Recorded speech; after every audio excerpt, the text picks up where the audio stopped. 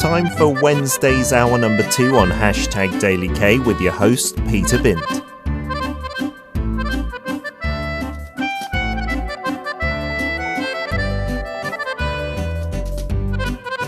Korean dramas, movies, and even lyrics. Why is the world paying attention to Korean stories? From classics to modern masterpieces, time to dig deep into the charms of Korean literature. On Check It Out with Paul.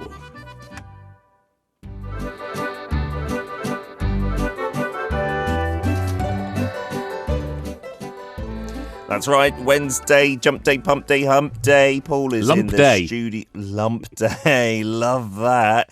How were your chips this week, Paul? I heard you really enjoyed them. Oh, they were great. I love my green chips, my green old chips. Sunflower says, I want whatever Paul had for breakfast. I had chips. A chocolate bar and some raisins and some old chips. You had a chocolate bar for breakfast? I did. Do you sometimes really eat chocolate for breakfast? I did have a chocolate bar before I came into the studio. Oh, no. Is that okay? I was up early this morning and so I needed something. I had a W brand cereal where they have bricks. Oh, wow. Do you get those, the Australian ones? I think from New Zealand. New Zealand, yes. Yeah. They're different to the British ones, They're quite aren't similar. They? Don't they come in like, they don't look as round at the edges? No, They're they like do. in rectangle. Really? They're rectangular, but they're round at the edges. Really? Yeah.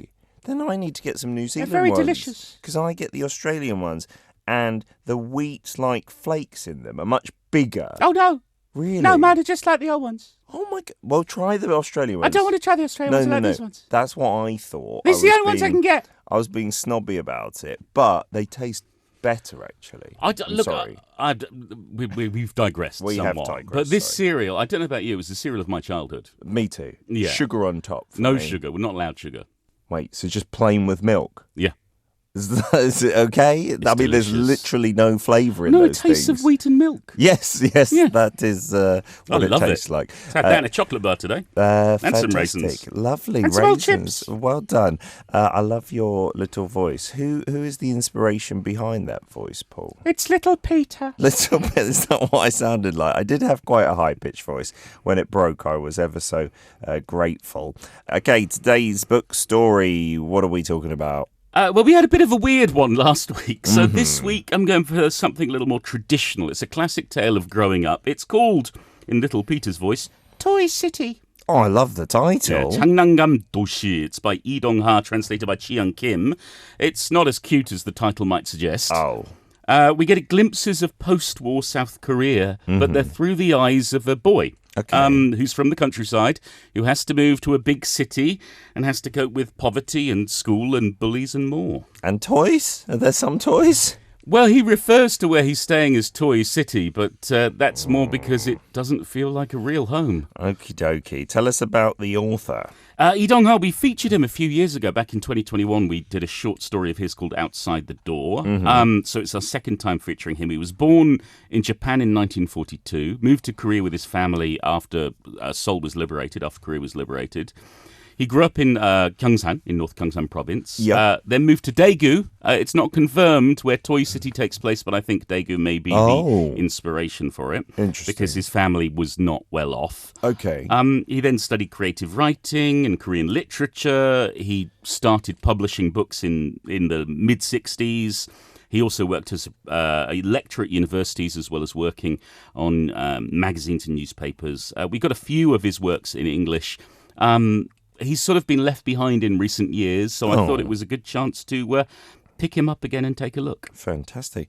Did you remember the name of that movie that had Robin Williams that was about toys that were used as weapons? And It's called Toys. oh, was that it? Yeah. That's why it called Toys, jogged my memory. That's a great film. Yeah, Robin Williams, Joan Cusack, fantastic. Go and check that out. Not I don't know whether like you this can even at all. see it anymore. It's got to be somewhere. Tell us about the translator. We've featured Chiyoung Kim a lot, but not recently in my memory. It's been a while. It's been a few months. I think we featured her at the first part of this year. Okay. But yeah, because we featured a lot of her books. She's one of those big translators, and she was one of the first to really break through. Bigger than 6 foot? Sorry. Feeling humorous, talking about Robin Williams. Sorry. Continue. Okay. I don't know how tall she is. Continue on. Yeah, so she was a lawyer originally. Translating was a hobby, and she became a translator because she loved it. She's translated, goodness me, it must be a couple of dozen by now, Wow. books. I think most famously probably Whale by Chung Myung-kwan, which was nominated yes. for the longlisted rather for the International Booker Prize. That's true. But we've covered lots of her books. This is one of her earliest ones, so it's great to feature it. All right. So is this a full-scale novel? It is. It's a big fat paperback. And it's not available for free. No, not as far as I know. Okie I paid for my copy. If you want to borrow Paul's, then maybe. Do we need to set the scene? Are we starting at the very beginning? We're going to start at the very beginning, so we get a feel for the narrator, who is this young boy, or rather, I guess the adult talking about being a young boy, in the village where he grew up before he leaves for the Toy City. Here we go.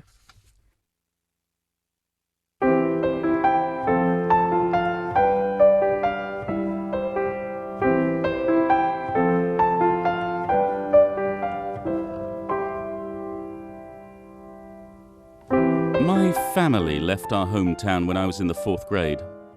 I believe the war had ended a year or two earlier. I remember this period pretty well because of our school performance, which was finally held that year.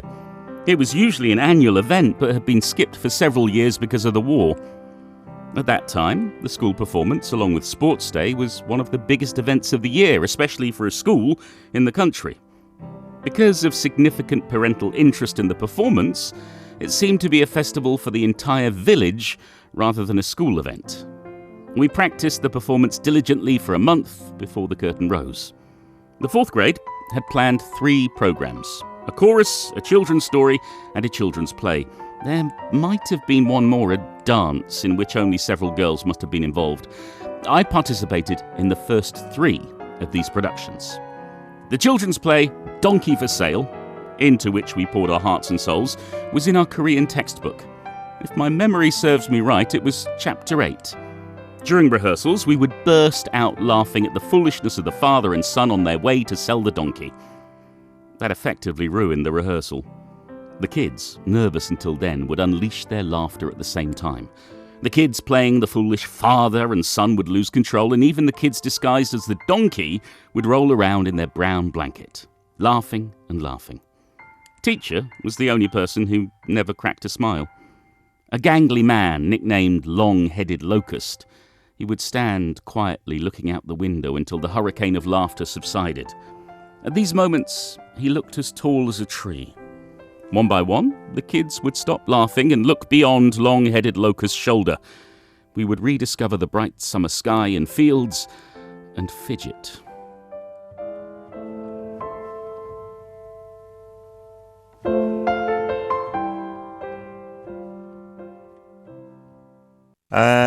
Interesting reading. Okay, so far it doesn't sound too gloomy about where he lives or anything like that. They're just recalling some childhood memories because of performance. Life in the countryside was pretty good. You know, the teacher could be a little hard on them at times, but they didn't hate him. I haven't heard the word fidget in an awful long time. And I don't know, do you fidget as an adult? You must. But I remember always fidgeting when I was in school assembly and stuff like that. And teachers saying, don't fidget. Yeah, I'm fidgeting right now. I think, we do fidget. We just don't call it fidgeting. It's just normal life. Why are we so hard on kids when they're fidgeting? Well, this is one of the ultimate questions which we can't get into right now. Okay.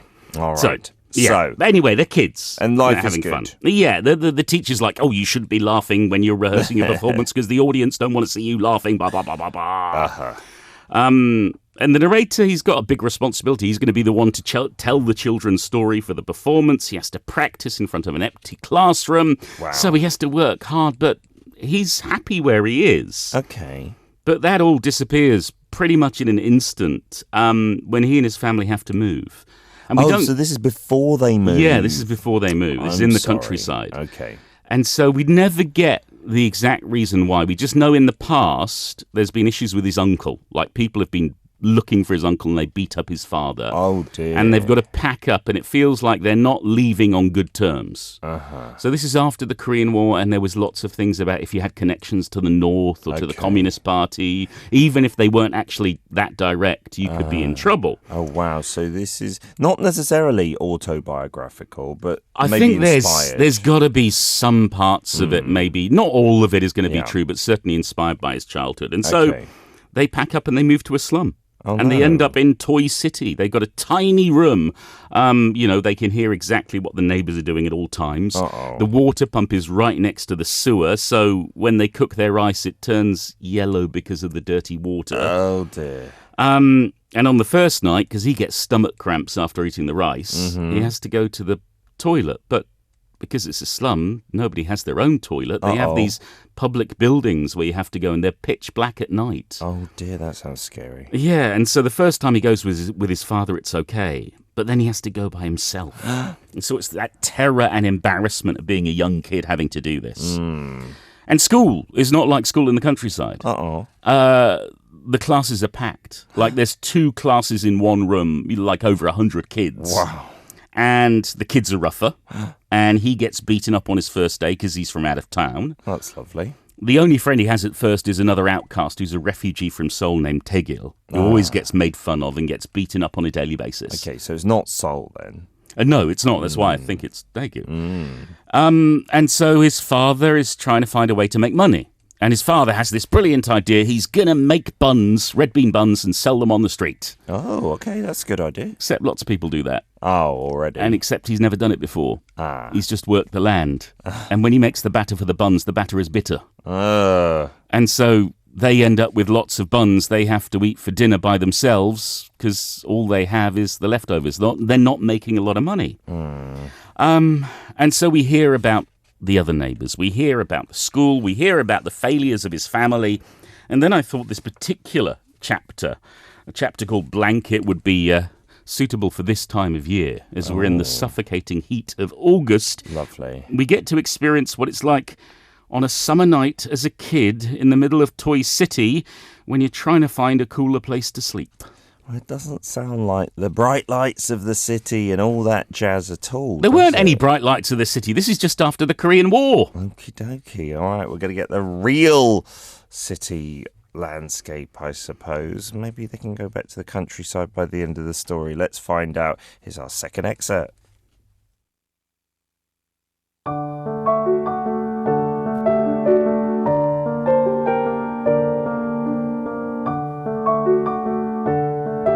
Summer nights were unbearably hot. Everything got on our nerves.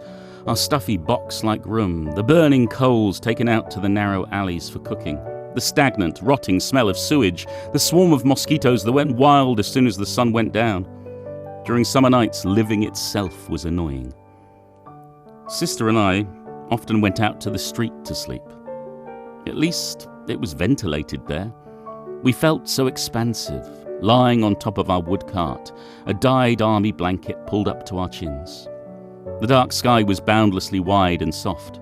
The stars were so twinkling and bright that our hearts would become damp with starlight. At times, we would be woken up and chased back home, but usually people looked the other way. If I opened my eyes in the middle of the night, the stars in the sky would be in different places. If I woke up again after having fallen asleep without realizing it, the stars would be tilted to one side of the sky. Moment by moment, the summer night sky looked new. Many others came out to the street to sleep. If I awoke in the middle of the night and looked down the street, the neighbours lying all around looked white under the moonlight. After midnight, the street resembled a garden strewn with fallen pear blossoms. A baby would whine next to its sleeping mother, and someone would be sitting up alone, smoking and lost in thought. Nothing could disturb our sleep. The curfew thoroughly regulated all such possibilities. Cars of the privileged raced past, flinging dust onto our sleeping faces, but we didn't care. The street was calm at night, amid the people's exhausted slumber, in an oppressing and fragile peace. I could almost hear the night dew falling like soft rain. One night, feeling a chill, I opened my eyes. It was dawn. Morning approached silently from the far side of the street, herding damp greyness. I sat up. I was bare. I woke Sister, who also had nothing covering her. My throat closed up suddenly. "Hey, where did our blanket go?" Her voice oozing with moisture, Sister looked around. I replied in a low voice, almost whispering, "It's gone, Sister. Someone must have stolen it while we were sleeping." My voice, trembling from the dawn chill, came out weakly. "What are we going to do? What are we going to do?" Sitting in her shabby underclothes, Sister started crying, but with some kind of dampness clogging her throat, she couldn't make even a small child's whine. I stared blankly at the sky. Sister's dry and narrow forehead was becoming visible in the early morning light.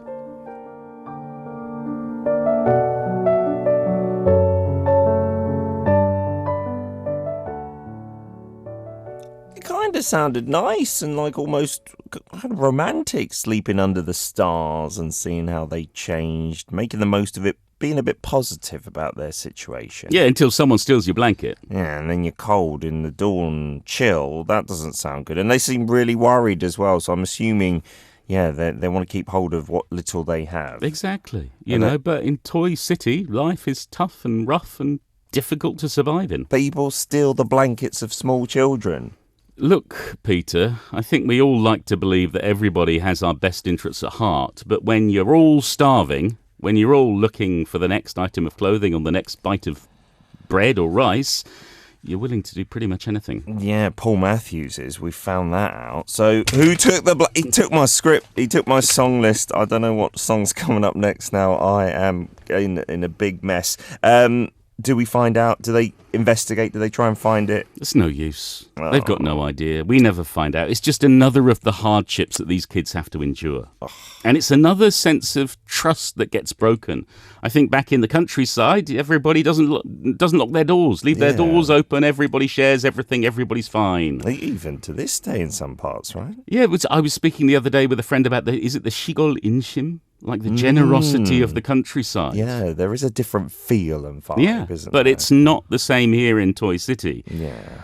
But not everything is bad. Okay. The bullies, who used to beat him up, now that he gives them stale red bean buns, they've sort of come to accept him. Oh, so they appreciate that. A little bit. When they're off to the cinema, they've somehow got their hands, probably stolen promotional cinema tickets. Okay. To this flea pit. It's the soldiers' cinema, as they call it. It's got wooden benches. It smells of wee. Okay. It's not very nice, but you get to watch movies. Fantastic. And so summer passes. The bun business has been a disaster. His father sells the bun tins and instead becomes a taffy seller. You can probably imagine how that's going to work out for him. He's not done that before, I assume. No. And so his father gets worse and worse. In the evenings, as they're eating, his father's not touching his food. Oh, no. Sinking into depression. Oh, dear.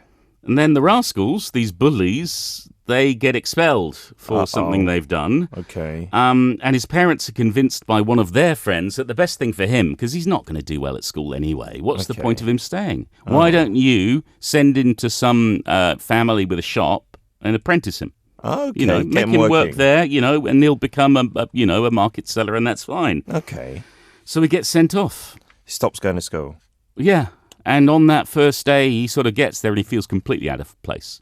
He appreciates the food because he's getting real food like fish and rice. Fantastic. But by the end of the day in the evening, he's made his mind up and he goes home. He's not going to fit in there. He doesn't want to go back. Well, no, he wants to go back. He wants to go back to his home. Oh, but not doesn't want to stay with them. It was like a full-time thing. Living with them. Oh, wow. And so he goes back and his mum is happy. His sister is happy to see him. But there's more problems. His father sort of disappears for a few days and he doesn't know where he is. Uh-oh. And then there's a big shock when he finds out what's happened to Dad. No, don't want this taking one of those twists and turns, Paul. Download the Arirang Radio app on your device for free. It's Arirang. ARIRANG Radio.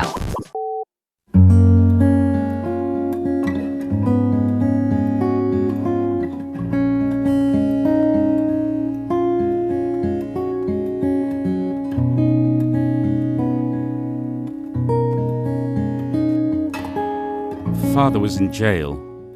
Apparently he had been caught transporting something with his bicycle. Mother didn't know if it was stolen, contraband, military supply, or some black market object. Whatever it was illegal to transport it, so he had to serve a prison term. Father. My honest father. We didn't know where the object came from or why Father was transporting it, but we were certain of one thing, that the object in question was definitely not Father's. And that much was doubtlessly true. We all knew he hadn't even had a single red $1 bill in his pocket for the past few months. Though the situation didn't change, the moment of shock passed. Mother returned to her normal self. She lay down on the warmest part of the floor and closed her eyes peacefully. What was she thinking? She must have resigned herself to the fact that Father's bad luck couldn't be reversed. Instead of sobs, hiccup-like sniffles came out. It seemed like our bad fortune had ended along with the weeping.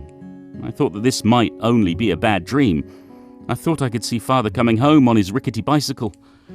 I left the room, silently. All was quiet behind me. Some kids were playing noisily out in the alley, making fun of Tegil.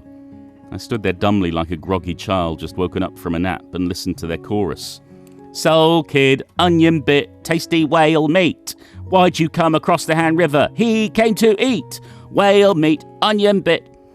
They repeated the chant several times, but Tegil was silent. Squatting with his back against a plank wall, which was softly illuminated by the fading afternoon light, he poked the muddy ground with a skewer. He had received a beating from his eccentric mother. One by one, the kids dispersed.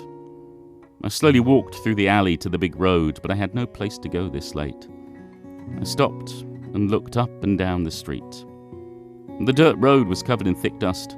A row of military trucks covered in camouflage nets passed me. I remembered the teacher at the refugee school saying that this was a dark and confusing time. I calculated how long it had been since my family had moved to this ridiculous city. The spot where Father used to sell punch was empty. Only the lone small weeping willow was there, its faded leaves covered in a thick layer of dust. A woman with a towel wrapped around her head was sitting where Sister and I had turned out buns. It was obvious that the woman was a newcomer from the country. Fresh, sweet potatoes, only as thick as an adult's finger, were displayed on her wooden tray. Hearing a strange noise, I looked to the side. A bunch of kids were spilling out of a ramshackle building on the big road, which we called Dummy School. They were around my age, but they weren't from our toy-like shantytown. I knew that they lived all over the city. They were deaf and dumb. I stood there for a long time watching them. They scattered away, wildly gesturing with their hands and making their typical strange sounds. I turned back after the last kid left. I pictured my hometown, which I had completely forgotten about till then. I remembered my school, the kids, and the last school performance. We'd sung the Cuckoo's Waltz and performed the children's play Donkey for Sale. I had received an ovation for my recitation of Goldfish and had been recognized as a future mayor. But no, I'd become a fatherless child. Sobs pushed up to the top of my throat, but I didn't cry. I was a mute who hadn't learned to cry.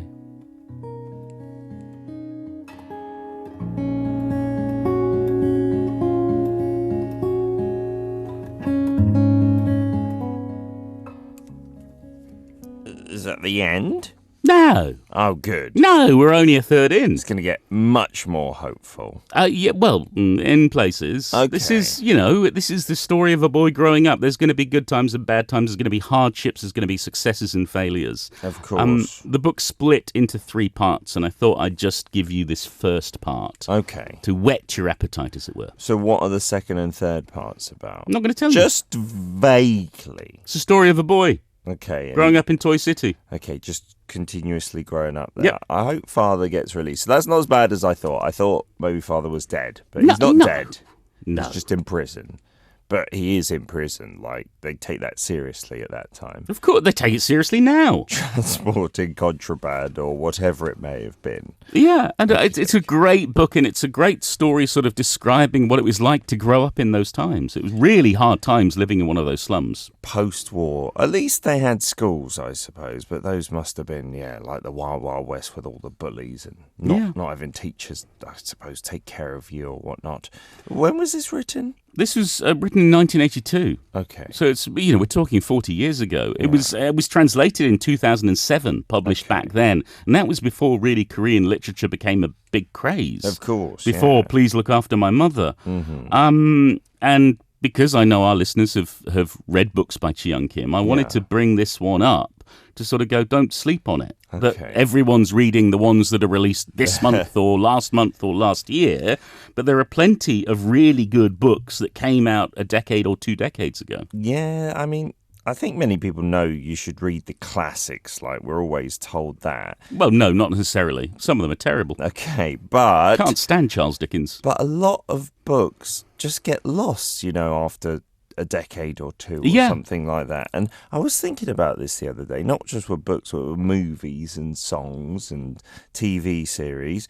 At the time, there are things that are really lauded and then they just get forgotten about and they're not brought up by anyone. It's only if, like, a personal friend recommends something that you realise, oh, that existed. All right, I'll check it out. And you're like, oh, wow, that's really good. Because there's no incentive, like, money-wise for those things to be promoted. Yeah, it's like if I ask, who's seen Hanyo? Who's seen The Housemaid? By Kim Ki-young. And I'm curious to know the number of our listeners who would be able to say yes, or the number of listeners who knew what that movie actually was. Yeah, absolutely. Yeah, and so I think it's important. It's especially important if you've visited Korea and you've seen the 할아버지s and the 할머nis, the granddads and the grandmas on the street. Because there are plenty of older people who are well off, who have a good life. Yeah. But there are plenty who you will see on a street corner next to a subway station selling the vegetables that they've picked from their allotment. Yeah. Or you'll see them collecting cans or collecting cardboard. That is a scene that's kind of shocked me and still does, Yeah. carrying those really heavy carts with those crooked backs that they can't stand up straight. I'm sure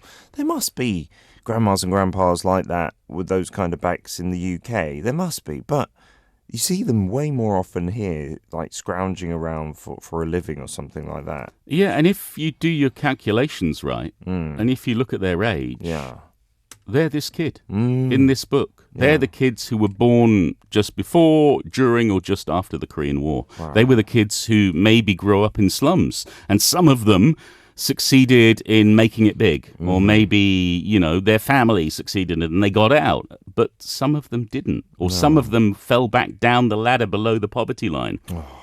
And we're also reaching this point in Korea now where we're going to have more older people than we have younger people. Yeah, it does seem like we're at that tipping point, and the low birth rate is certainly not helping. Yeah, well, we actually had an increase in population. It was in the news just last week, I think. But not due to new kids being born. No, it's incoming foreigners. Oh, wow, really? It's a decrease in the native Korean population, but an increase in the foreign population. Oh, interesting. And then lots of elderly people living longer as well. That side of things is getting better. So I thought this book was a really good reminder to us of what Korea was like back in the 1950s and 60s and how hard life could be, and also maybe a reminder that we should remember that famous, sometimes cliched expression, respect your elders. Yeah, I mean, we grow up being taught that a lot here. I think even in the UK, that was one of the things that I heard a lot. You do respect your grandparents, after all. But that generation in Korea really kind of put in the back-breaking work to bring us where we are today. And yeah, if your family didn't remember you, then maybe you slipped through the cracks and you're still having a hard life, or maybe you're no longer here. That's a good message, right? They got us to this place. Exactly. So I think this is a really good tribute to people who were trying their best to lift themselves out of a situation they never planned or never wanted to be in. Yeah. Sunflower says, I think that issue of, an aging population is happening in many parts of the world.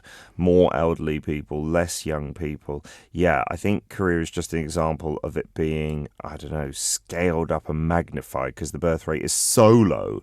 And then our life expectancy is getting so high, wasn't there the prediction that I think Korean women would be the demographic with the longest life expectancy, if not already, actually. So that just makes the problem much, much worse. I mean, good news for your mum.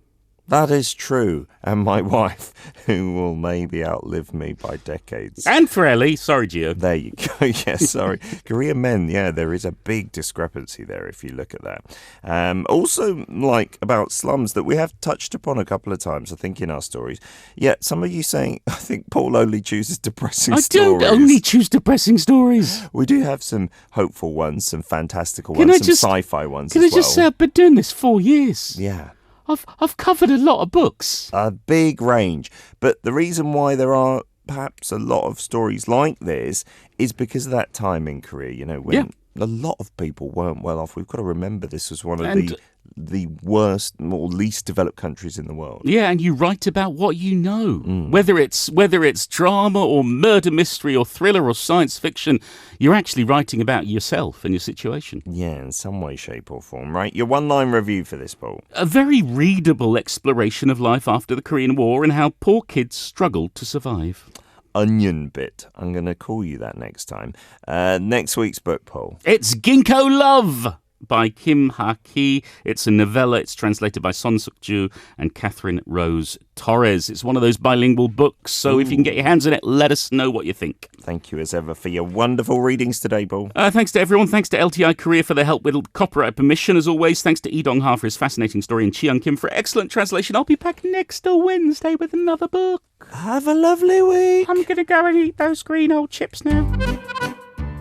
You can listen to Check It Out with Paul Matthews on Arirang Radio's #DailyK every Wednesday from 10 a.m. KST.